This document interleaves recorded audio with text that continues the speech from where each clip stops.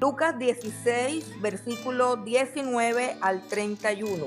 Vamos a estudiar la parábola de el rico y Lázaro.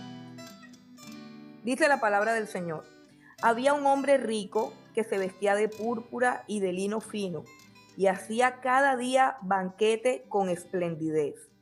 Había también un mendigo llamado Lázaro que estaba echado a la puerta de aquel lleno de llagas y ansiaba saciarse de las migajas que caían de la mesa del rico. Y aún los perros venían y le lamían las llagas. Aconteció que murió el mendigo y fue llevado por los ángeles al seno de Abraham. Y murió también el rico y fue sepultado. Y en el Hades alzó sus ojos estando en tormentos y vio de lejos a Abraham y a Lázaro en su seno. Entonces él, dando voces, dijo: Padre Abraham, ten misericordia de mí y envía a Lázaro para que moje la punta de su dedo en agua y refresque mi lengua, porque estoy atormentado en esta llama. Pero Abraham le dijo: Hijo, acuérdate que recibiste tus bienes en tu vida y Lázaro también males. Pero ahora este es consolado aquí y tú atormentado. Además de todo esto, una gran cima está puesta entre nosotros y vosotros, de manera que los que quieren pasar de aquí a vosotros no pueden, ni de allá pasar acá. Entonces le dijo: te ruego pues, Padre, que le envíes a la casa de mi padre, porque tengo 5 hermanos, para que les testifique, a fin de que no vengan ellos también a este lugar de tormento. Y Abraham le dijo: a Moisés y a los profetas tienen, óiganlos.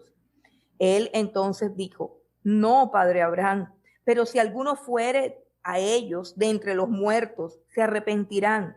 Mas Abraham le dijo: si no oyen a Moisés y a los profetas, tampoco se persuadirán, aunque alguno se levante de los muertos.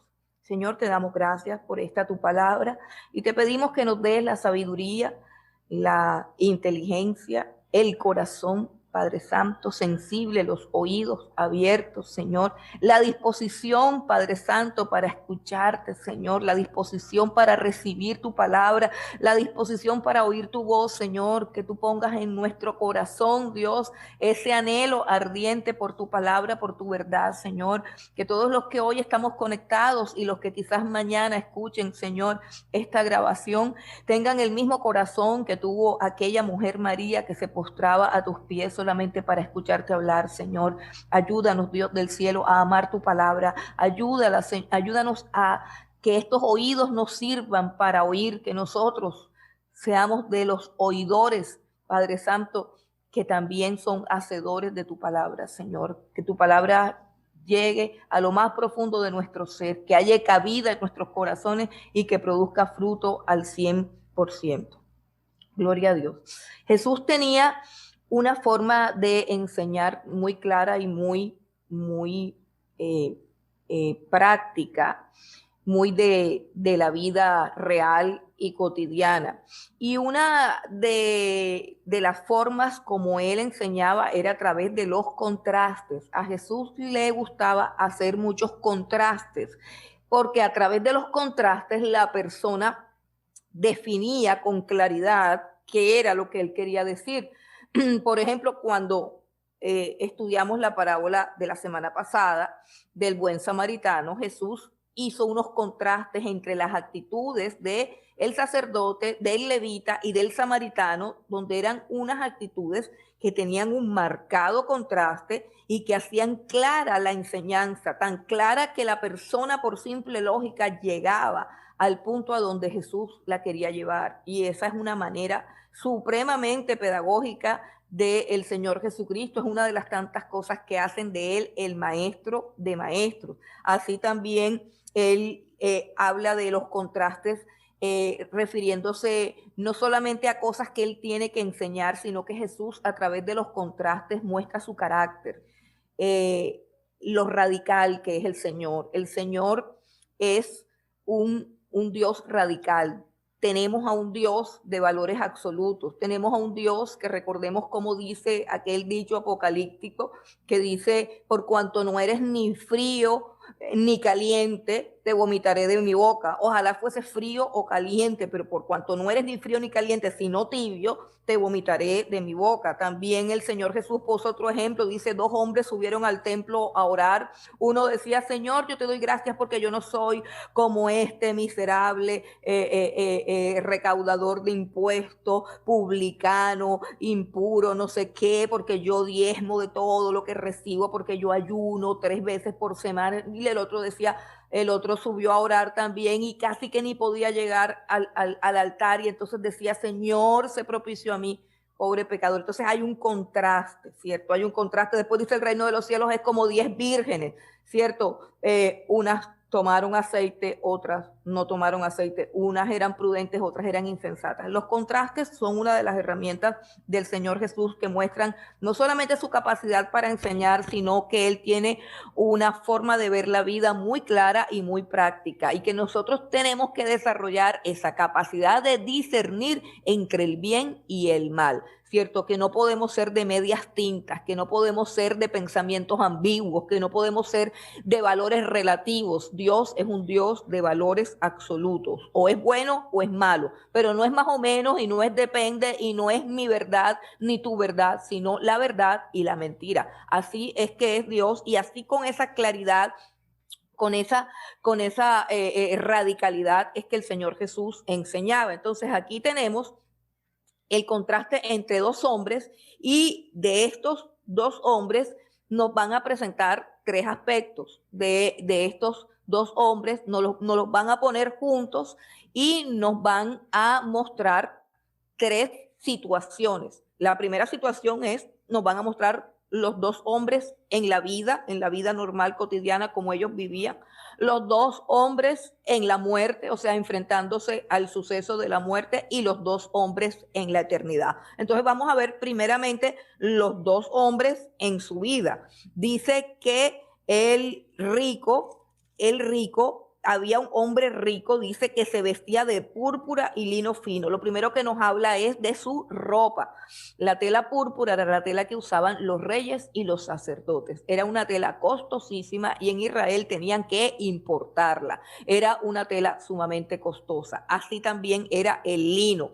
El lino era una tela costosa, una tela blanca, una tela que usaban también los sacerdotes y los reyes. Eso quiere decir que el hombre vestía de una manera supremamente costosa, supremamente pomposa. Este hombre no se ahorraba para nada en su vestuario. Era un hombre supremamente rico y no solamente era supremamente rico porque nosotros conocemos ricos, ¿cierto? Que salen por ahí con una camiseta rota y unos jeans viejos y unos tenis viejos porque ellos no quieren que nadie se enteren de la plata que tienen porque de pronto los van a secuestrar o de, bueno, este no era el caso y bueno, en ese tiempo creo que no existía tanto ladrón ni tanto secuestrador. Entonces este hombre no estaba interesado para nada en esconder su posición social, en esconder su riqueza. Él alardeaba de su riqueza. Él era una persona que le encantaba las demostraciones de lujo, de pompa, que era un hombre que tendía como a la extravagancia. Eso por una parte, su manera de vestir. Por otra parte dice que hacía cada día banquete con esplendidez. No dice que de vez en cuando para celebrar o los fines de semana o algún día en la semana hacía un banquete con esplendidez. No, dice que esa era la forma de comer todos los días. La palabra esplendidez implica un banquete supremamente lleno de cosas muy deliciosas, de cosas muy costosas, de manjares suculentos, de cosas que normalmente no se podrían comer cotidianamente, que no es la comida cotidiana, sino que son cosas supremamente costosas que solamente comen en celebraciones especiales. Pero aquí dice que este hombre todos los días de su vida se daba un banquete con esplendidez, o sea, era una comida de reyes, todos los días, todos los días. Si nosotros alcanzamos a dimensionar la forma como este hombre vivía, podemos sacar en conclusión muchísimas cosas más. Podemos sacar en conclusión el lujo de su casa, podemos sacar en conclusión el número de sirvientes, de trabajadores que él tenía a su cargo para que le pudieran preparar esos banquetes, para que le pudiesen conseguir esa ropa, para que le pudiesen cuidar todas las cosas. El hombre tenía una cantidad de trabajadores y por supuesto tenía una cantidad de amigos y una cantidad de personas con las que banqueteaba, porque el banquete implica invitar a muchas personas a comer y implica que haya muchas personas comiendo en una misma mesa. Entonces, este hombre estaba lleno de amigos, estaba lleno de personas que le servían y también me imagino que estaba lleno de personas que también lo adulaban, ¿cierto? Y que estaban detrás de él por todo el asunto de su dinero. Ahora nos muestra la situación de el mendigo. El mendigo tiene nombre.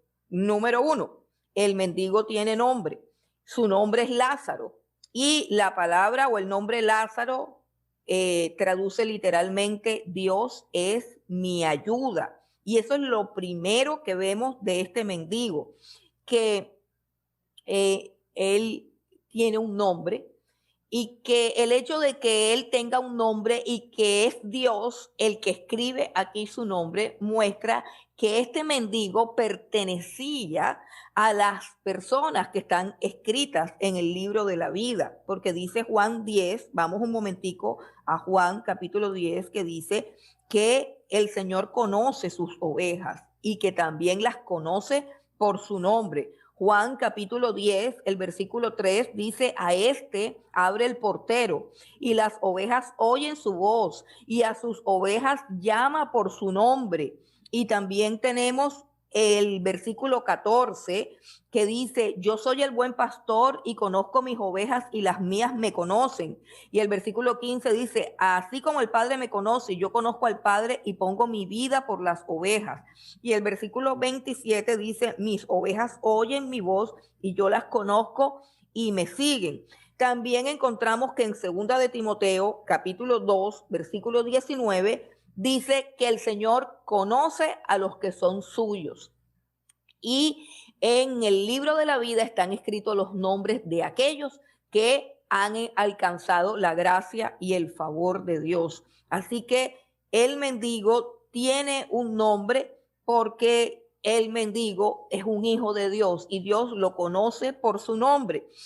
Mientras que el rico ni siquiera tiene nombre. Eso nos lleva a Proverbios capítulo 10. Vamos a Proverbios capítulo 10.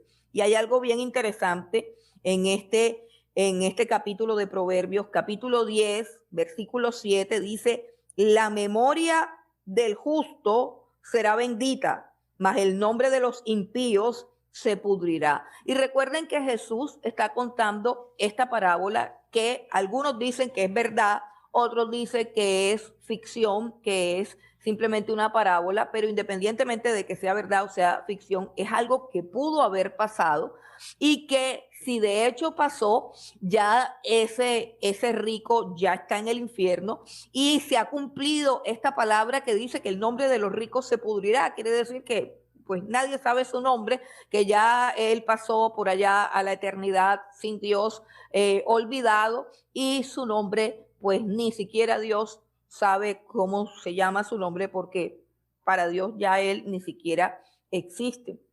Entonces está Lázaro, ¿cierto? Que es un mendigo, pero que Dios lo conoce y lo llama por su nombre. Lázaro no tiene absolutamente nada, solamente tiene dos cosas. Lázaro tiene hambre y tiene enfermedad. Estas son las dos posesiones de Lázaro, hambre y enfermedad. Dice que él ansiaba saciarse de las migajas que caían de la mesa del rico. Tiene hambre. Dice, y aún los perros venían y le lamían las llagas. Estaba lleno de llagas. O sea que está hambriento y está enfermo. ¿Y quiénes son los amigos de Lázaro? Pues los amigos de Lázaro son los perros callejeros. Son los perros callejeros, son los que le tienen como cierta compasión, son los que como que les da lástima al pobre Lázaro, son los que se le arriman ahí y le lamen las llagas. Esos son los dos contrastes o el contraste que hay entre la vida de estos dos hombres. ¿Y qué es lo que los separa? Una puerta, porque dice que traían al mendigo y lo echaban a la puerta del hombre rico. Es decir, parecía que en la sociedad había como un sentido de conciencia que decía, aquí el único que tiene la capacidad material y de dinero para hacer algo por este mendigo es este rico que viste con semejante lujo, con semejante pompa y que come todos los días con semejante esplendidez. Entonces, pues él es el único que puede ayudar a este mendigo. Y dice que lo echaban ahí a la puerta, a la puerta. O sea que solamente era una puerta la que separaba los dos mundos. El mundo de esplendidez, el mundo de opulencia, el mundo de lujo y de pompa, y la vida de este pobre Lázaro, miserable, hambriento, muerto del hambre, con sus llagas, con su dolor, con su miseria y con su vergüenza. Solamente una puerta separaba a los dos. ¿Y qué nos quiere decir el Señor Jesucristo con esto? Pues que el estado económico de una persona no tiene nada que ver con la situación espiritual de las personas frente a Dios. No tiene nada que ver. Que la riqueza no es garantía de la aprobación divina, ni la pobreza es la evidencia de ningún juicio ni de ningún castigo divino.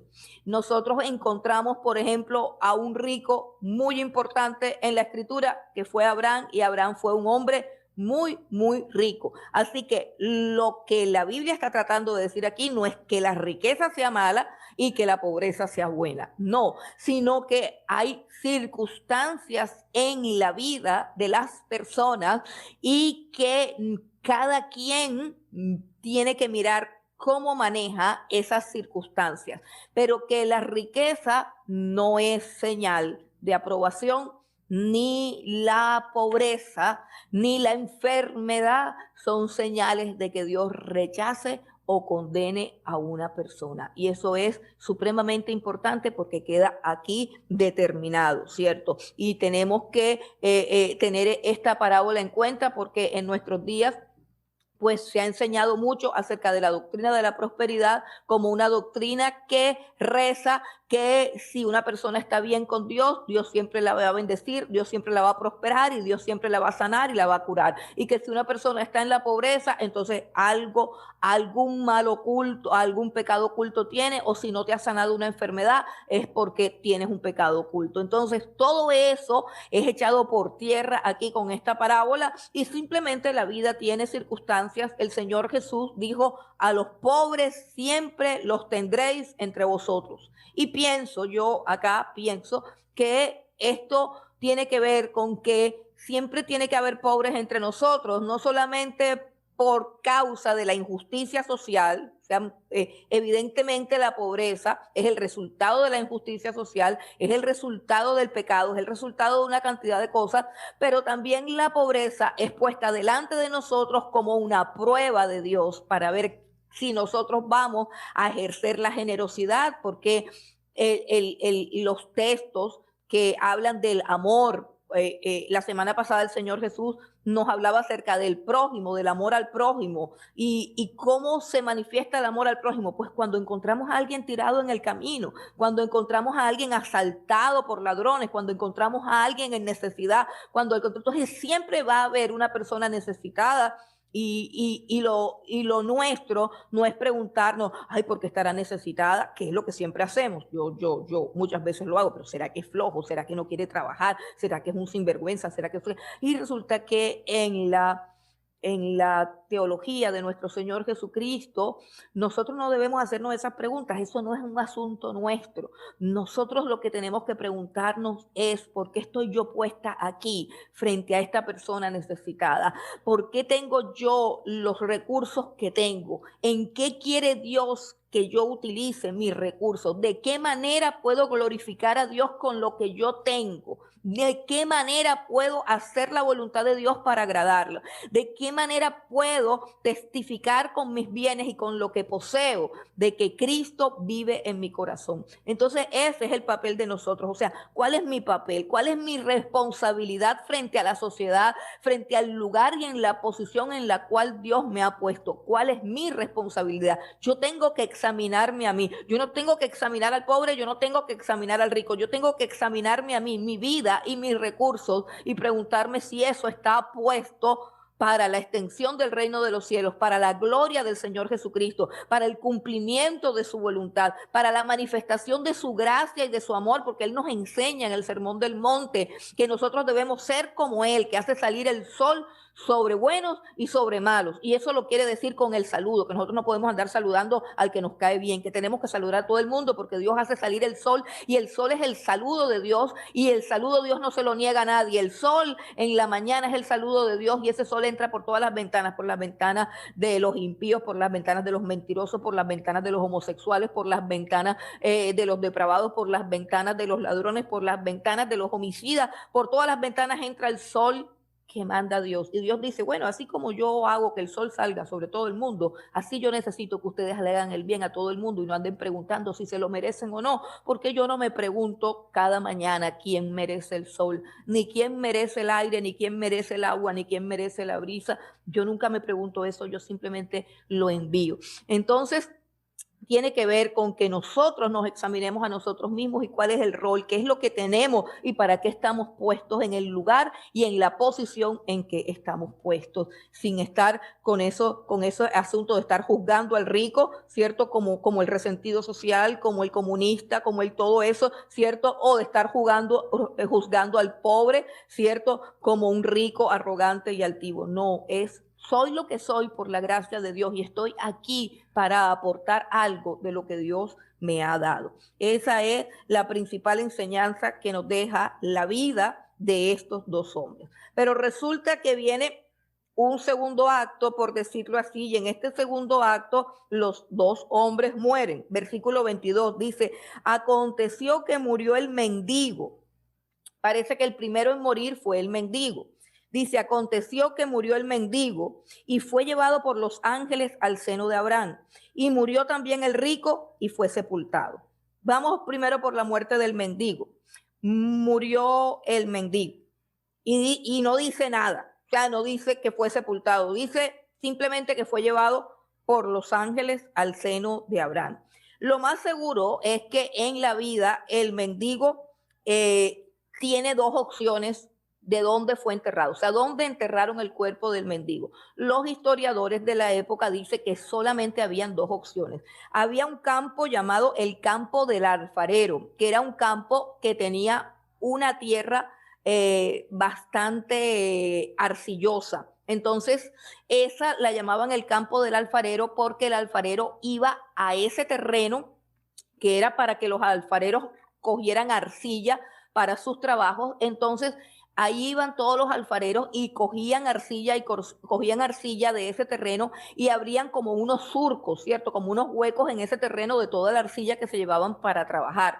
Y dicen que esos huecos, esos surcos que quedaban allí, los utilizaban para enterrar a las personas muy pobres y a los extranjeros. Ya, entonces los echaban en esos huecos que quedaban ahí y les echaban barro, arcilla arriba y así los tapaban. Esa era la primera opción, era la opción más decente. Y la segunda opción para los pobres era un lugar llamado La Jena, que de ese lugar que es un lugar literal en Israel, de ese lugar es que se emana la enseñanza del infierno como tal, pero existía en Jerusalén un lugar literal llamado La Jena. ¿Qué era La Jena? La Jena era un basurero donde se tiraban los cuerpos muertos de animales en estado de pudrición o de personas, como decir, delincuentes,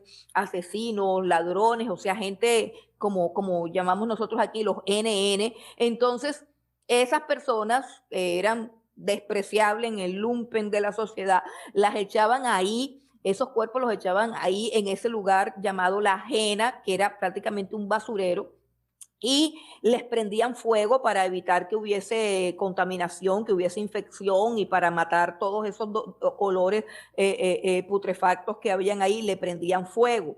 De ese lugar es que aparece la ilustración del infierno, donde el Señor Jesús dice el fuego que nunca se acaba y el gusano que nunca muere. O sea, Jesús se inspira en ese lugar para referirse al infierno. Pero la ajena era un basurero donde podía ser echado la persona más miserable de la sociedad de Jerusalén o de Jerusalén, digámoslo así. Entonces, se cree que a Lázaro lo echaron en la ajena, porque no se dice nada de cómo fue su sepultura, no se dice nada de qué hicieron con él, ¿cierto? Aquí él murió sin pena ni gloria, nadie le hizo caso de nada, nadie puso atención en nada, nadie se dio cuenta, el hombre desapareció de ahí de la puerta y pues no se supo más nada. Mas, sin embargo, la Biblia dice que Dios mandó a recogerlo, que vinieron ángeles del cielo y vinieron por él y lo llevaron al seno de Abraham. Un lugar de paz, como la palabra lo dice, un lugar de paz, un lugar de protección y por supuesto un lugar a donde van los que son salvos, porque Abraham es el padre de la fe. Y el seno de Abraham es una manera de llamar al paraíso, o sea, al lugar donde están las almas que mueren en la misma fe de Abraham, el lugar donde están las almas de los que verdaderamente son hijos de Abraham. Recordemos que aquí en vida, cuando estaba Jesús en la tierra, una de las enseñanzas más que él más repitió y que él más recalcó fue el asunto de que no todos los judíos eran hijos de Abraham, que se era hijo de Abraham por la fe, que se era hijo de Abraham cuando se hacían las mismas obras de Abraham, o sea, la misma fe, la misma esperanza de Abraham, pero que no todos los judíos eran hijos de Abraham, sino aquellos que creían en la misma fe y en las mismas cosas que creyó Abraham. Entonces, cuando la Biblia habla del seno de Abraham, habla de todos aquellos judíos, de todos aquellos israelitas que creyeron en Jesús de la misma manera como Abraham creyó. Recuerdan cuando Jesús dice en el capítulo 8 de Juan, antes que Abraham fuese, yo soy. Y dice y agrega que Abraham se gozó cuando supo que iba a ver su día y vio su día y se gozó. O sea que Abraham pudo creer a través de las promesas que Dios le hizo a él en el Antiguo Testamento, pudo creer en la persona del Señor Jesucristo, murió esperando a ese Mesías. Y todos aquellos que murieron en esa fe mueren siendo salvos porque son justificados por la fe. Tanto los creyentes del antiguo como los creyentes del nuevo, todos se salvan por la fe y no por obras. Por eso se llama el lugar donde van ellos, se llama el seno de Abraham, donde están cobijados por la salvación y por las mismas promesas que Dios le hizo a Abraham. Ese es el seno de Abraham, un lugar de protección, un lugar de paz, un lugar de la presencia de Dios, un lugar donde hay refrigerio. Recuerden que el rico le decía, manda a Lázaro a que me moje con un poquito de agua. O sea, él podía ver que la situación de ellos era una situación completamente diferente a la de él. Entonces, así fue la muerte de Lázaro. Nadie supo nada, pero Dios mandó a sus ángeles a recogerlo y lo trasladó al seno de Abraham, o sea, al lugar del paraíso. Listo. Pero el rico, dice que el rico murió, dice el versículo 22, y murió también el rico y fue sepultado. Aquí hablan de que fue sepultado. ¿Por qué? Porque es que seguro que hubo un funeral bien pomposo. Seguro que hubo un funeral bien concurrido, con mucha gente. Seguro que hubo un ataúd lujosísimo. Seguro que había gente que lloraba al muerto y con toda seguridad que hubo también un sacerdote que hablaba de lo bueno que era el muerto y de que seguramente el muerto estaba en la presencia de Dios o en el seno de Abraham. Seguro había todas esas cosas, pero la Biblia dice que cuando el rico abrió los ojos estaba en el Hades. Dice, y en el Hades alzó sus ojos estando en tormentos. La muerte para el rico fue un paso de la esplendidez de su vida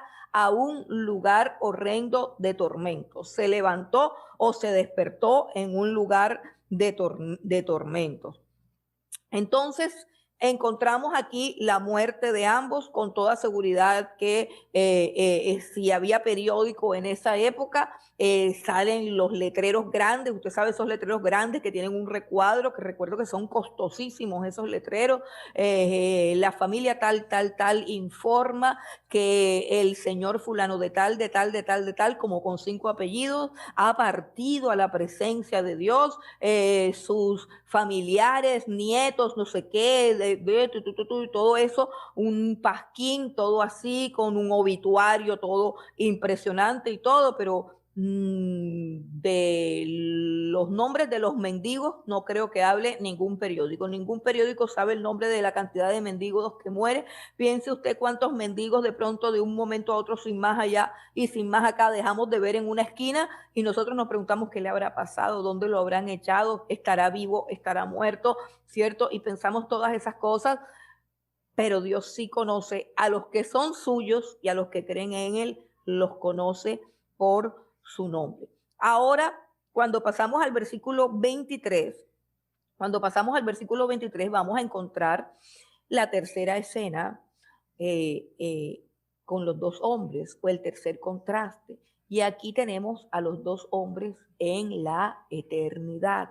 Dice el versículo 23, en el Hades alzó sus ojos estando en tormentos y vio de lejos a Abraham y a Lázaro en su seno. Entonces él, el rico, dando voces, o sea, gritando, cuando la Biblia dice dando voces, es gritando, gritando desesperado, duro, dando voces, dijo: Padre Abraham, ten misericordia de mí y envía a Lázaro para que moje la punta de su dedo en agua y refresque mi lengua, porque estoy atormentado en esta llama. Entonces el rico estaba en el Hades. Otra palabra para Hades es el Seol. Este es el lugar donde van las almas que mueren sin Cristo. Este es el lugar donde van las almas de los que esperan el juicio final, de los que esperan ya finalmente su condenación, de los que ya saben que son culpables, de los que ya saben que están perdidos. Es un anticipo del infierno y es un lugar de tormento. Es un lugar de tormento. Eso es lo que está diciendo el mismo rico, que está atormentado por esa llama. Pero no solamente es la llama la que lo atormenta el hecho de que tiene conciencia de todo lo que hizo en su vida, de que tiene conciencia de todo lo que ignoró a Lázaro. Tiene conciencia, pudo identificar a Lázaro del otro lado. Estamos hablando de, inclusive, que yo me atrevo a decir que en el infierno la conciencia se hace supremamente sensible, es decir, aquella conciencia que está cauterizada por el dinero, por las riquezas, por la opulencia, por los placeres, aquella conciencia que Dios le dio al ser humano despierta, pero es un despertar demasiado tarde. Es un despertar en que la conciencia ya no te está guiando al arrepentimiento, sino que la conciencia se convierte en tu propio juez acusador. Es una conciencia que te va a atormentar día y noche, y no hay lugar para el arrepentimiento, porque el arrepentimiento es una obra del Espíritu Santo y es un regalo de Dios. El arrepentimiento, la capacidad de arrepentirnos, la capacidad de volvernos sobre nuestros actos, de dar un giro de 180 grados y cambiar la dirección de nuestra vida, es un regalo que nosotros tenemos por gracia. En el infierno no hay ningún regalo de Dios. En el infierno simplemente hay sufrimiento, angustia, tormento y dolor. Y un dolor que se sabe que uno lo pudo evitar, pero no quiso evitarlo. Y eso produce un tormento aún mayor, un tormento aún más profundo.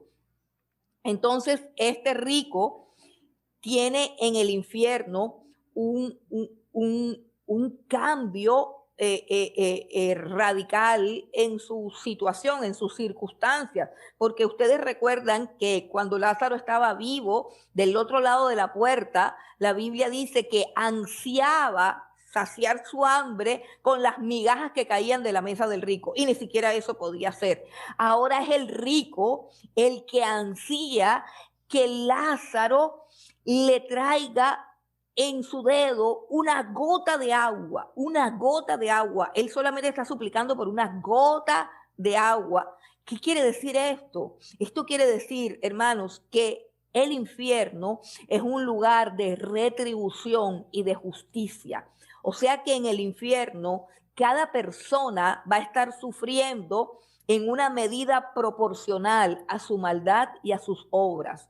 El infierno no es la casa de Satanás, donde el diablo está con un trinche bailando y llega ya todo el mundo de rumba y como dicen alguna gente, sobre todo he escuchado a artistas, por ejemplo, escuché a Fanny Mickey, escuché a Fanny Mickey aproximadamente un mes antes de morir en un programa de televisión, creo que él la entrevistaba, no sé si fue el Pirri, no sé quién la entrevistaba y le preguntaron que ella dónde se veía después de muerta y ella dijo que en el infierno porque el infierno le parecía más divertido, que el cielo le parecía muy aburrido para ella, que lo mejor era el infierno. Entonces hay un concepto de infierno donde se cree que el infierno es la casa del diablo, que allá la persona va a encontrar al diablo con un trinche y que lo lleva simplemente de rumba, a consumir alcohol, a consumir drogas, a pecar. Y no, no, no, no. El infierno es un lugar de retribución divina. El infierno, llamado también el lago que arde con fuego y con azufre, ha sido preparado por Dios para Satanás y para todos los que se van con él. Es un lugar donde cada uno va a sufrir lo que tiene que sufrir de manera proporcional a lo que él hizo sufrir. Y por eso encontramos aquí que el rico puede identificar a Lázaro y que el sufrimiento del rico ahora es el mismo sufrimiento de Lázaro, pero yo diría que aumentado por un sentimiento de remordimiento de conciencia. Entonces, es un lugar de retribución, es un lugar donde la llama arde, pero arde a una intensidad proporcional a la maldad de cada alma y a la maldad de cada vida. Y hay otros textos que corroboran lo que estoy diciendo. Vamos ahí mismo a Lucas, capítulo 10. Vamos a Lucas, retrocedemos al capítulo 10 de Lucas, donde Jesús también está hablando del infierno, y vamos al versículo 12. Y miren lo que dice acerca de los grados de castigo, acerca de cómo poder tolerar el castigo, grados de castigo, o sea, qué tan tolerable es un castigo en el infierno. Dice Lucas 10, 12, dice el Señor, y os digo que en aquel día será más tolerable el castigo para Sodoma que para aquella ciudad. ¿Qué quiere decir eso? Que Sodoma va a sufrir menos que aquella ciudad de la cual está hablando el Señor Jesús. Ahora dice el versículo 13, sigamos leyendo. Lucas 10, 13. Ay de ti, Corazín, ay de ti, Betsaida, porque si en Tiro y en Sidón se hubieran hecho los milagros que se han hecho en vosotras, tiempo ha que sentadas en silicio y ceniza se habrían arrepentido. Por tanto, en el juicio será más tolerable el castigo para Tiro y Sidón que para vosotras. Eso es lo que estamos diciendo en estos momentos, que no todo el mundo, todos los malos van para el infierno, pero el grado de sufrimiento de cada uno será proporcional a su propia maldad. Dice el libro que se abrirá para juzgar a las naciones, el libro que se abrirá en el gran juicio del trono blanco, dice que serán juzgados por sus obras, es decir, cada cosa que hicieron tendrá un castigo. El que más maldad hizo va a sufrir más. Por eso el infierno no es una cosa por allá donde vive el diablo, una cosa de locos, no. El infierno es un lugar inteligentemente diseñado por la justicia divina para que cada quien reciba su justa retribución. Entonces, esa es una doctrina que no nos gusta, pero está en casi todas las parábolas del Señor Jesucristo, la doctrina del infierno. Ahora, ¿qué dice de Lázaro? ¿Dónde está Lázaro en la eternidad? Dice que Lázaro está en el seno de Abraham, en el seno de Abraham. Les decía que ese es una manera de los judíos decir paraíso. El seno de Abraham es el lugar donde llegan las almas que obtienen todas las bendiciones del padre Abraham, donde llegan los judíos, el pueblo de Israel que ha sido salvado por Dios y que ha heredado todas las promesas de Abraham. El seno de Abraham es la morada de los justos que están en espera de la resurrección. Esto es bien importante, ¿cierto? Porque el Señor Jesús nos está diciendo algo que la gente pues olvida, y es que existe un más allá, existe la eternidad. La muerte le pone fin a todo de lo que hay en la vida. O sea, la muerte le pone fin a las riquezas del justo, a sus deleites, a sus banquetes, a sus placeres, a andar de allá para acá comprando ropa, todos sus viajes, todos sus lujos, todas sus excentricidades. A todo eso la muerte le puso fin. Y también le puso fin a los sufrimientos de Lázaro, al hambre de Lázaro, a la miseria de Lázaro, a la vergüenza de Lázaro, al desespero de Lázaro, a la rasquiña que le daba las llagas. Todo eso también acabó con la muerte. Tanto las riquezas del rico como las miserias de Lázaro, tanto el goce y el deleite del rico como el dolor y el sufrimiento de Lázaro. Todo eso se acabó con la muerte, pero la pregunta es, ¿y mi alma también se termina con la muerte? No, ahí es donde está el problema. Y mi alma es la que tiene todo lo que me puede hacer sentir. Mi cuerpo es un cascarón. Si yo disfruto de cualquier cosa, de un paisaje, de una buena comida, de una buena conversación, de una buena amistad, de todo lo que yo disfruto, todo eso lo llego a sentir en mi alma. El cuerpo es apenas el medio a través del cual yo percibo las cosas externas, cómo yo percibo el mundo, cómo yo percibo las personas. Pero la percepción se da en el interior del alma, y el alma es el resultado del soplo, del aliento de Dios, y el alma es eterna, y el alma va al lugar donde tiene que ir, a un lugar que uno decide estando en esta vida. En esta vida, esta es la segunda enseñanza de esta parábola, en esta vida decidimos dónde vamos a pasar la eternidad. En esta vida se decide a dónde vamos a pasar por toda la eternidad. Y no existen lugares intermedios, sino que existen dos lugares: el seno de Abraham o el paraíso, y el Hades o el lugar de tormento. En ambos lugares están las almas esperando, solo que unos esperan con paz, con gozo, con alegría, porque lo que están esperando es ¿qué? Lo que están esperando es la bendición, la gloria, lo que están esperando es la retribución, lo que están esperando es el galardón, lo que están esperando es ver el rostro de Dios. Pero estos están esperando el castigo, están esperando el aumento del dolor, están esperando la sentencia final. Son dos lugares diferentes y dicen que hay una cima puesta en medio de los dos. Ninguno puede pasar de allá para acá, ni de acá para allá. Son lugares a donde se va eternamente y para siempre. Y nadie puede escapar, y nadie puede cambiar, y no hay comunicación, y nada puede haber de contacto entre esos dos lugares. Ahora, les decía que en esos dos lugares la persona está ahí por la eternidad, pero están esperando, ¿cierto? Están esperando porque sabemos que hay una promesa. ¿Qué están esperando? Una promesa. ¿La promesa cuál es? La resurrección de los muertos. ¿Quiénes esperan la promesa de la resurrección de los muertos? Pues los que están en el seno de Abraham. Ellos esperan la promesa de la resurrección de los muertos, porque el Señor Jesús dijo que nos iba a levantar de los muertos y que tendríamos un cuerpo como Él tiene un cuerpo, que también se levantó de la tumba y que también fue glorificado. Dice el apóstol Pablo en 1 Corintios 15 que esto corruptible, o sea, nuestra carne, que se la va a comer el gusano si morimos antes de que suene la trompeta, y morimos y seguro pasa el tiempo y todos los que han muerto en Cristo, ¿cierto? Sus cuerpos se han desintegrado, se han convertido en polvo, se lo comió el gusano, etcétera, etcétera, pero todas sus almas están en el seno de Abraham, aguardando ¿qué? Aguardando la resurrección gloriosa de todos los hijos de Dios.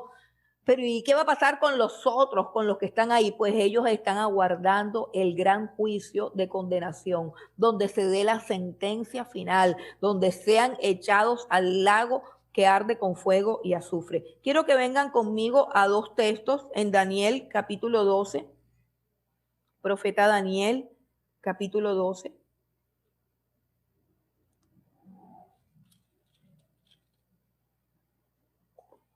Porque dicen, ¿y que para dónde van los muertos? Bueno, ya sabemos, solamente hay dos lugares.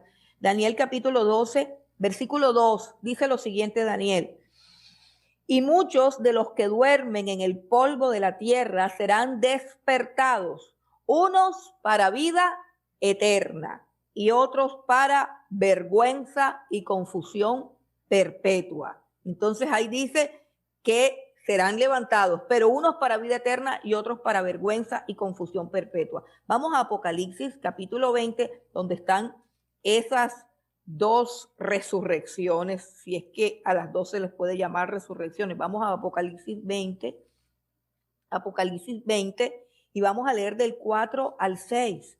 Sabemos que no todos dormiremos. Recuerdan que el apóstol Pablo enseñaba eso en Corintios. Os digo un misterio, no todos dormiremos. ¿Por qué Pablo dice dormiremos? Porque para el apóstol Pablo la muerte de un creyente es simplemente un sueño, es un dormir mientras el Señor Jesucristo lo levanta de los muertos. Dice, no todos dormiremos, pero todos seremos transformados, ¿cierto? Bueno, la primera resurrección será cuando suene esa trompeta. Esa trompeta puede sonar hoy, puede sonar mañana, puede sonar en cualquier momento. Proféticamente esa trompeta ya debe estar por sonar, ¿cierto? Y si la trompeta suena en estos días, la iglesia que está preparada, la iglesia que tiene su lámpara con aceite, la iglesia que está bien con el Señor, la iglesia sin mancha y sin arruga, se va con Cristo sin experimentar la muerte. Y en un abrir y cerrar de ojos seremos transformados. Pero en ese mismo momento, todos los que hayan muerto con la fe del Señor Jesucristo resucitarán. Después de eso viene la gran tribulación, ¿cierto? Y en la gran tribulación habrá mártires, personas que también mueran por causa del Señor Jesucristo. Ahí habrá otra resurrección, que es la que vamos a leer. Otra resurrección para vida eterna. Estamos hablando de las resurrecciones para vida eterna. La primera resurrección para vida eterna fue la del Señor Jesucristo. La segunda resurrección para eternamente vivir, para no morir nunca más, será la de la iglesia cuando suene la trompeta y la iglesia que esté viva sea transformada en un abrir y cerrar de ojos y todos los que hayan muerto en Cristo Jesús sean también resucitados con un cuerpo glorioso. Y esa es una resurrección para vida eterna. Pero viene también otra resurrección y es la de los mártires de la gran tribulación. Vamos a Apocalipsis 20, versículo 4. Apocalipsis 24.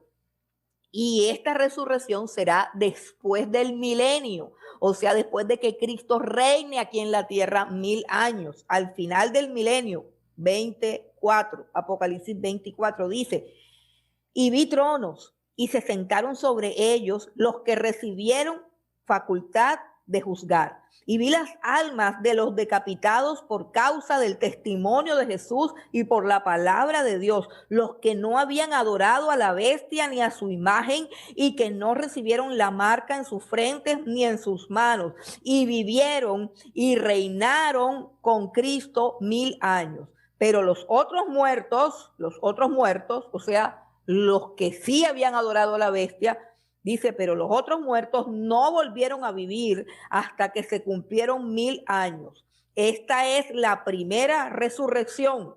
¿Cuál es la primera resurrección? Cuando se complete el número de todas las personas que van a resucitar para vida eterna, que van a resucitar con un cuerpo glorificado.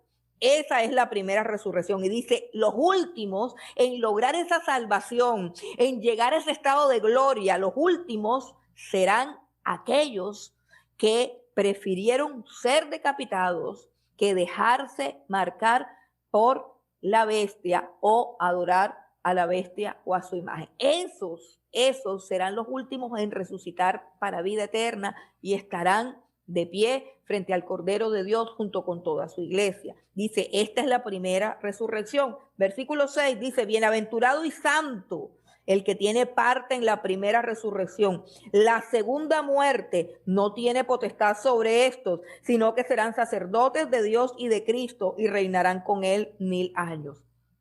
¿Qué es la segunda muerte? Bueno, eso lo sabemos más adelantico. En el versículo 11 del mismo capítulo 20 de Apocalipsis, leemos lo siguiente. Y vi un gran trono blanco. Este es el juicio final. Y vi un gran trono blanco y al que estaba sentado en él, de delante del cual huyeron la tierra y el cielo, y ningún lugar se encontró para ellos. Y vi a los muertos grandes y pequeños. Mire que hay algo bien interesante en el versículo 12, que no dice la palabra resurrección. No dice la palabra resurrección. Ni tampoco habla de glorificación. Ni tampoco habla de cómo es el estado del cuerpo de todos esos muertos que habían muerto hace miles de años. Y dice el versículo 12, léalo bien, y vi a los muertos, grandes y pequeños, esto es decir, importantes y no importantes, ricos y pobres, famosos y anónimos. Dice, y vi a los muertos grandes y pequeños de pie ante Dios. Los muertos los vi de pie ante Dios. Eso es como, yo creo que eso es como una película del regreso de los muertos vivientes, más o menos así. Los muertos todos en ese estado, todo horrible y desastroso, porque no hay gloria, porque no hay nada, solamente se levantan para recibir la sentencia de Dios. Y dice, y vi a los muertos grandes y pequeños de pie ante Dios, y los libros fueron abiertos. Y otro libro fue abierto, el cual es el libro de la vida. Y fueron juzgados los muertos por las cosas que estaban escritas en los libros, según sus obras. Y el mar entregó los muertos que había en él, o sea, todos los que murieron ahogados, el mar los entregó. Y la muerte y el Hades entregaron los muertos que había en ellos, o sea, el lugar donde está el rico. Y la muerte y el Hades entregaron los muertos que había en ellos y fueron juzgados cada uno según sus obras. Y la muerte y el Hades fueron lanzados al lago de fuego. Esta es la muerte segunda. Y el que no se halló inscrito en el libro de la vida fue lanzado al lago de fuego. Bueno, eso como para aclarar un poquito cuando las personas siempre hablan de esto del seno de Abraham, del paraíso y del Hades, eso cómo es, la gente pregunta mucho de eso y bueno, si mueres en Cristo vas para el paraíso o seno de Abraham, si mueres sin Cristo vas para el Hades, un lugar de tormento, pero ambos se levantarán, unos glorificados y otros como los muertos vivientes se levantarán solamente para recibir la sentencia final y ser lanzados al lago que arde con fuego y con azufre, donde la llama no se apaga, donde el gusano nunca muere, y esa es lo que la Biblia llama la muerte segunda. Ok, bueno. Por último, ¿cuál es la causa de estos dos destinos? ¿Qué es lo que determina que alguien vaya para el seno de Abraham o para el Hades? Pareciera que la parábola está diciendo que el rico se fue porque era rico y el pobre se fue para acá porque era pobre. No, hermano, porque la salvación no es por obras. Si la salvación fuera por obras, teníamos que preguntarnos qué obra pudo haber hecho Lázaro para ganar la salvación, si él no tenía absolutamente nada para hacer absolutamente nada. Él no podía dar nada, no podía entregar nada, porque él no tenía nada. Así que Lázaro no podía hacer obras si la salvación hubiese sido por obras. ¿Qué obra iba a hacer Lázaro? La salvación no es por obras. Lázaro simplemente confiaba y esperaba en Dios. Lázaro simplemente tuvo fe y por su fe fue salvo. Ahora, ¿qué le pasaba al rico? ¿Qué le pasaba al rico? El problema del rico era precisamente eso. El problema del rico era que no tenía fe. Mire que esto queda bien claro cuando el rico dice lo siguiente. En el versículo número 25 dice, en el versículo número 27, perdón, en el versículo 27, el rico le dice a Abraham, Te ruego, pues, Padre, que le envíes a la casa de mi padre, porque tengo 5 hermanos, para que les testifique, a fin de que no vengan ellos también a este lugar de tormento. Y Abraham le dijo: a Moisés y a los profetas tienen, óiganlos.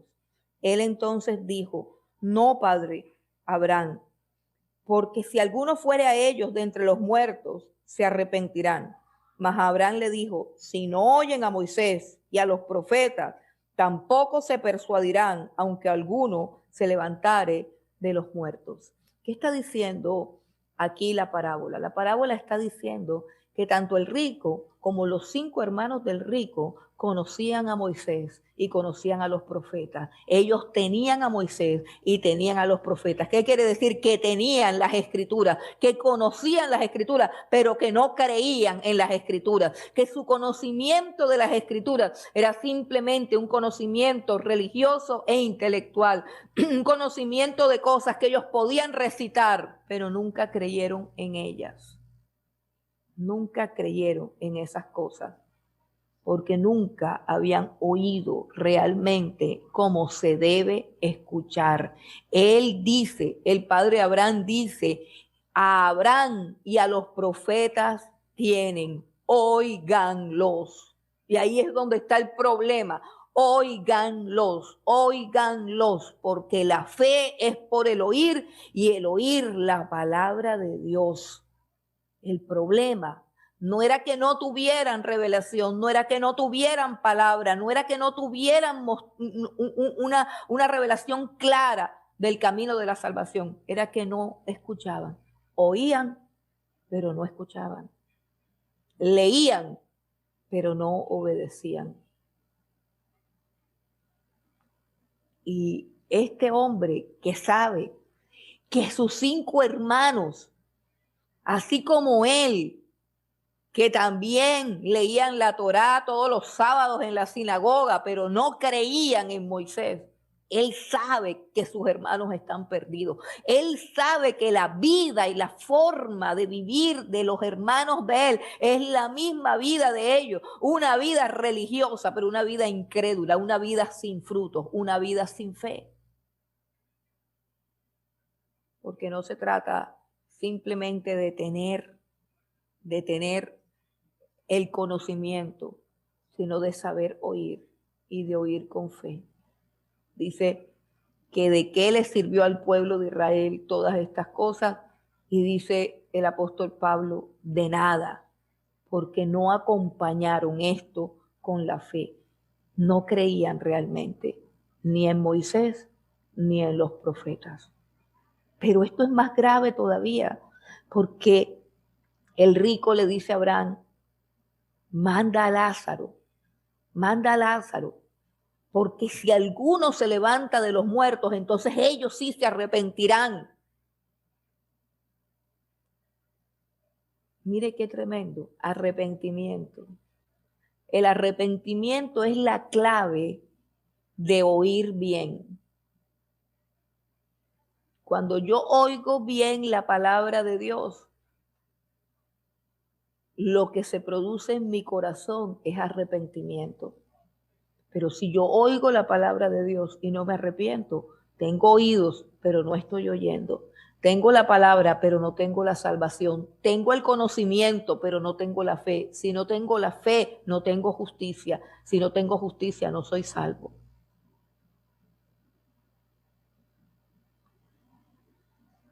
Él dice: si mandas a Lázaro resucitado, cuando lo vean resucitado, sé que los 5 hermanos también conocían a Lázaro. O sea que no era solamente él, tenía 5 hermanos, todo el mundo conocía a Lázaro.